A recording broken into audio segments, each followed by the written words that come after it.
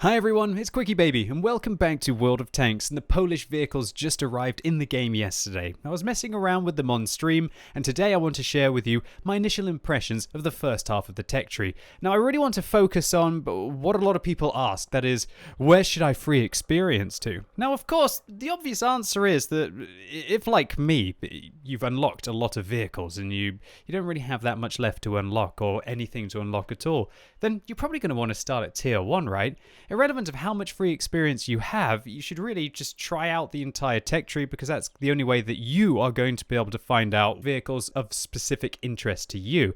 And of course, if you don't have lots of other vehicles that you're trying to grind towards, and you've only got this new tech tree, then you should probably just try out all of them, right? Because otherwise it can get very boring just grinding for no reason in World of Tanks. I should know that. However, this is a guide for those of you who either have a lot of free experience saved up because you've been grinding for it, or maybe you got a job and you've converted some with some gold. So firstly, let's take a look at the tier 1 tank, the 4TP. Not a lot of people are going to have to play a lot of games at tier 1 because you're only going to need a few hundred experience to be able to get the tier 2. But is this vehicle any fun at tier 1? Well, bizarrely enough, if you choose to use the upgraded gun on the 4TP, you have one of the worst damage per minute in the game. However, of course, if you're using the autoloader, then your DPM is pretty good, but your penetration is only going to be 30, and of course you have to deal with that 400 meters maximum distance shot range if you want to snipe. And considering how long it takes to unload the magazine with the autoloader, 2.75 seconds, I feel like this is a bit of a stinker at tier 1. Next up, tier 2, let's look at the 7TP. Alright, this one's really simple. The upgraded gun is by far the best, and the second is far better than the first. Luckily, you're already going to have the mid gun researched from the previous vehicle, and this gun is perfectly usable at tier 2. Sure, you're not going to be quite as competitive as the fully upgraded gun, and keep in mind the shell velocity is far worse, but you're still going to do pretty well. So is the 7TP an absolutely phenomenal vehicle? Well, it's not great, it's not bad, it's not fast, it's not slow, it doesn't have no armor, but it doesn't have good armor, its view range is mediocre, and its gun performance is okay.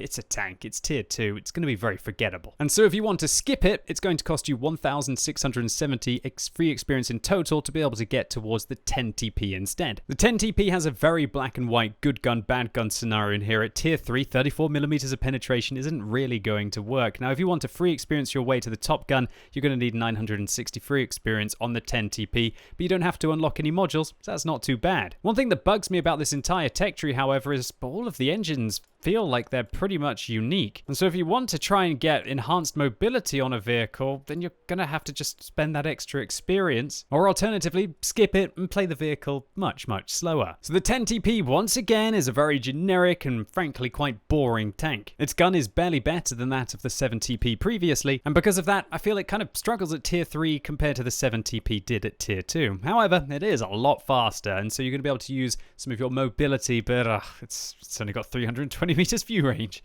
at tier 3. So even with binoculars on this vehicle, and I thoroughly recommend you use binoculars all the way up until tier 6 along this tech tree, you're still going to be struggling to spot for your allies or even for yourself at mid to long ranges. And so maybe the answer is to skip to tier 4. Well, if you want to do this, it's going to cost you 5,880. But be careful if you choose to skip here and you don't save some of your free experience for when you've actually got the 14TP, because this thing, it is very painful with the stock gun. This to me looks like a tier 2 gun at best. In fact, it is the tier 2 gun. But there's no way for you to be able to get the mid gun on this vehicle, the 40mm, without firstly unlocking the turret, which is going to cost you 1,100 free experience, and then it's going to cost you 1,150 to be able to get the gun as well. But of course, if you want to get these two, then you're also going to have to get the tracks as well, so I would thoroughly recommend having about 3,000 free experience for the 14TP.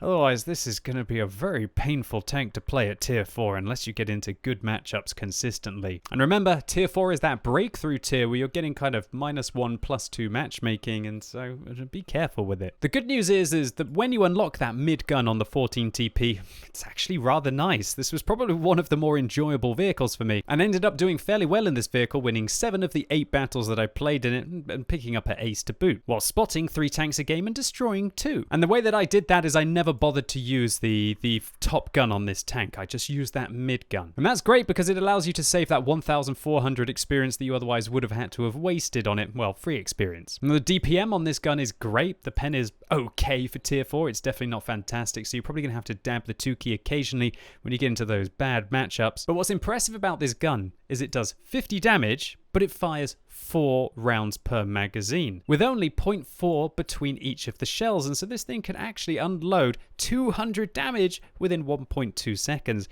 That's quite a lot for tier 4. Any tier 3 tanks, you're going to obliterate even. Obliterate? Alright, and also, tier 4 tanks, you're going to be removing about half of their hit points. You're going to be even taking chunks off your tier 5s and tier 6s that you meet as well. For me, if you can make this gun work through using the mobility of the vehicle, which is pretty darn good at 50 with nearly a 20 pound to weight ratio, and you flank and you try and get the rear, at least for me, this was probably one of the more fun Polish tanks that I've played so far. Now, is it going to be a new looks? No, I don't think it is. I think obviously the looks is still the looks. It's one of the most fun tanks you can play at tier 4. This isn't going to replace it. But nevertheless, the 14 TP, not a bad tank along the tech tree, at least in my opinion. Now we're going to be jumping up to tier 5 and we're going to be playing the 25 TP. Now a lot of people are very happy to get this vehicle because it is the first medium tank along the tech tree. Previously, you've been playing light tank, light tank, light tank, light tank, and then eventually you're going to turn into a heavy. Now this can be quite awkward because you're moving your crew from being a light tank into a medium tank. And so I'd probably recommend keeping a crew for your 14 TP, especially if you have the TKS 20. And if you do, maybe you want to move your TKS 20 crew into the 14 TP when you unlock it, because there's no point in having a dedicated crew on that vehicle unless it has specific skills for your commander, for example. And also, if you're somebody who's purchased the Poodle before, consider moving your Poodle crew into the 25 TP once you unlock it, because of course, then you can move them back into the Poodle without any crew penalty. So the 25 TP, how bad is it with regards to the free experience that you're going to need when you unlock the tank? Well, yeah, it's pretty bad. As I mentioned, all of the engines are unique, so if you want to get the upgraded engine to increase your horsepower by 50 and just reduce the amount that you get set on fire by 25%, then it's going to cost you 5,600 experience. Also, the tracks are 2,200, and I don't think you're probably going to be able to mount the turret and the top gun on this vehicle without it. Let's do a test here in my garage to see. Nope, yeah, look, error. We don't have enough weight, so you're going to have to get the tracks before you get the top gun on this tank with the turret. And the thing is that playing this tank with the stock gun, I mean, you can kind of make 52 millimeters of penetration work at tier 4, where you're sometimes meeting tier 3 and tier 4 opponents, and you have the mobility to be able to flank them.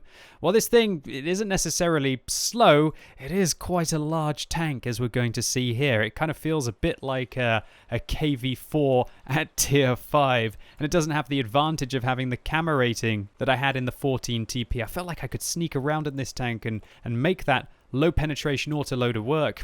I really think that with the 25 TP, you're going to have to pack one of the bigger guns on this tank. But unfortunately, those bigger guns are locked behind a free experience paywall, or just the pain of having to grind out pretty much 10,000 experience if you want to unlock the gun without free experience. So how good is the tank once you get the mid gun? Wow, that is terrible DPM for tier 5. 98 millimeters of pen. That's still really bad as well. The aim time and the accuracy not great for a gun of this caliber. While you're definitely going to do better, and I think that the tank is going to be playable, it's far better to invest the free experience in the tracks, the turret, and the first gun if you're really limited. However, that top gun is going to provide you with a clear advantage. Your DPM goes up, your pen goes up, your alpha damage goes up, while your rate of fire also goes up as well. It's just a much, much better gun. And I say this with a sadness in a way, because I really liked with the Italian tech tree that it felt like you could strategize with mixing the engines up on the vehicles, and sometimes the guns were shared, or you just felt like you had a chance. It feels like with this tech tree that Wargaming are kind of making it really, really, really bad unless you want to spend some free experience. That's not very good. I feel like they're trying to put the full tank, and the problem is that the full tank isn't even that good, behind this uncomfortable paywall.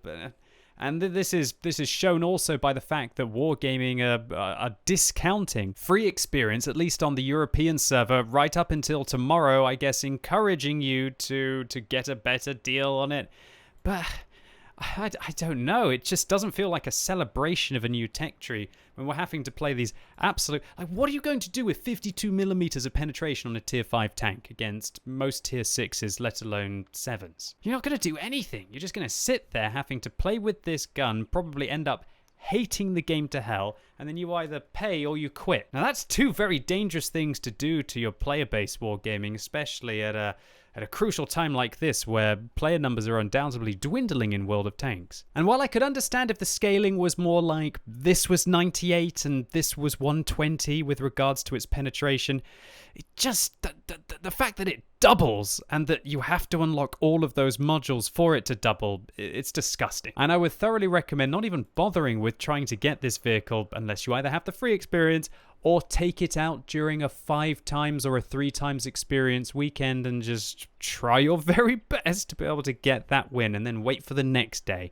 Because grinding this thing, especially without any kind of experience boosters, I think will be horrendously painful. Nevertheless, when you finally unlock the tank, it's actually not too bad. Its DPM at 1,600, that's pretty good, better than some tier 8 heavies. Its pen is good, 135, and its alpha is good, 135. That'd be okay on a tier 6 medium tank, let alone on a tier 5 medium tank. Shell velocity is pretty good. The aim time, the bloom is a little large, but I guess you could understand why. They really want this tank to have to stay still to be able to snipe, because it does have fairly good mobility as well. I really feel like this tank does exceptionally well when it's allowed to play the mid to long range support role, and it kind of falls apart very, very quickly when it's forced to engage its opponents at short range. And yeah, 450 hit points and 80 millimeters of armor, 50 at the side. Not too bad, but I was getting hit by artillery and things like M4 Shermans all day long with this tech tree. All right, so 25 TP aside, if you want to skip to this tank, you're going to need 21,000. But remember, you're going to need an additional 10,000 once you've got to the vehicle to unlock the modules, unless you want to play it like a complete pancake. Alright, so 40 TP. Let's take a look to see if the tier 6 is going to be a vast improvement over the tier 5. Luckily, this tank does actually share a gun with its predecessor, and so on the 25 TP, don't think about skipping directly towards the 40 TP, because you'll be far better to unlock this gun, and then you'll also have it on the next vehicle for free. And while this gun isn't exactly terrible on the 40 TP, because its aim time and its accuracy are pretty okay, and its DPM isn't too bad, 135 millimeters of pen, it's not the best, but you know what, I was kind of making it work, but at least with the occasional dab of the 2 or just being able to aim at weak points, the gun doesn't feel too bad. And luckily with this tank, you can use that upgraded gun without firstly having to upgrade the tracks on the vehicle, and so it's not too bad for the stock aspect of it, unlike the previous vehicle that I think truly is behind a paywall. Now, I personally think that you can make this vehicle work with the mid gun without having to spend the free experience on the top gun. You're just not going to have that alpha. But what is truly shocking about this tank, ladies and gents, are just the overall statistics of it. When we compare it to a variety of other medium tanks at tier 6, for example, the Italian P43 BIS, the Cheeto and the Cromwell Berlin, we can see that its damage per minute is pretty awful, while its penetration is barely better than the Cheeto. Sure, it's got the alpha, but when your rate of fire is so abysmal compared to the other tanks, it really doesn't make up for it. The tank does have some shell velocity, which is pretty nice if you want to be able to snipe at long range, but of course its accuracy is joint worse, and its aim time is horrific, and its gun dispersion values are pretty bad as well. Now, while the 8 degrees of gun depression kind of makes up for this, it's really the mobility of the tank where it falls down. It has the worst power to weight ratio, 11.2. This just doesn't even feel like a medium tank. It feels more like a slow, sluggish heavy. It's got worse power to weight than the Cheeto, and its ground resistances are significantly worse than the Cheeto as well, and they're like pretty much double that of a Cromwell Berlin, and its power to weight is half of a Cromwell Berlin. It's just absolutely crazy. Now, while this vehicle does have some armor, it actually has an absolutely horrible weakness on top of the turret, and so whenever you want to try and use your turret armor on this tank over a ridgeline, they just shoot you in your weak point anyway.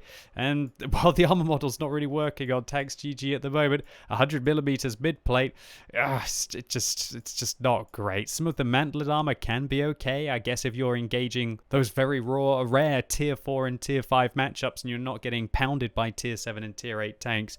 But this thing, it just feels like one of the worst tanks at tier 6. It very well could be the worst tank at tier 6. And it needs substantial buffs before it feels even close to having a purpose on the battlefield. So much so that I absolutely struggled with this tank yesterday. I won 1 in my 6 games, and that was doing 1,000 average damage in the vehicle. Now, 1,000 average isn't great at tier 6, but that doesn't really suggest that you're only going to win 1 in 6. It's not like you're doing absolutely nothing. Whereas my win ratio on all of the previous polls, for example, 88 only lost 1 in 8 games on the 14 TP, and I still won 65% of my games with the 25 TP. This thing's horrible, ladies and gents. And so there's an argument that maybe Wargaming are even trying to push you as far as to free experience your way towards the tier 7. But if you want to do that, it's going to cost you 115,000 free experience. Oh, ladies and gents, this might be one of the most brutal tech trees of all time unless you have free experience. And when have I really been saying that before? Look, stock grinds have always been bad, but usually the saving grace is that maybe some of the modules are shared, or at least you've got kind of a mid-gun along the way. Now that Wargaming are only really putting on 1, 2, at most 3 guns on their new tanks, really doesn't feel like you've got any opportunities. Now, I do think that once you've got the tier 7 fully upgraded, it'll be a very playable tank. I mean, statistically, it's not the fastest vehicle. It's going to play a lot like an IS with slightly lower alpha damage. It's definitely not going to be the T29 of tier 7 heavies, but I think it'll be pretty much playable outside of getting in those tier 9 matchups. But I'd be really interested to hear what your opinion is on the matter. But my opinion is that free experience should be a luxury. It's something that should never be a necessity. But I really feel the Wargaming are being a little bit too cheeky, right? Well, not a little bit. They're just being almost in your face cheeky with the fact that they're even announcing that there are free experience discount conversions, right? It's almost as if they knew that this tech tree was going to be so darn horrible, like playing a tier 5 tank with 52mm of penetration behind a 10,000 experience wall before you even have like good pen on the tank, or alternatively playing a tier 4 with 34mm of penetration, and yeah, if you just dump a load of free experience on it, you get 50% extra and you get double the damage per minute, and you also have an autoloader as well. It's just not classy, is it? But I'd be interested to hear what you will have to say. Anyway, that's it from me today, ladies and gents. I hope you enjoyed this video. If you did, give it a thumbs up, but if you hated it, give it a thumbs down. And stay tuned to the channel for upcoming reviews of all the Polish vehicles. And as always, thank you so much for watching. You've been epic, and hopefully I'll see you soon.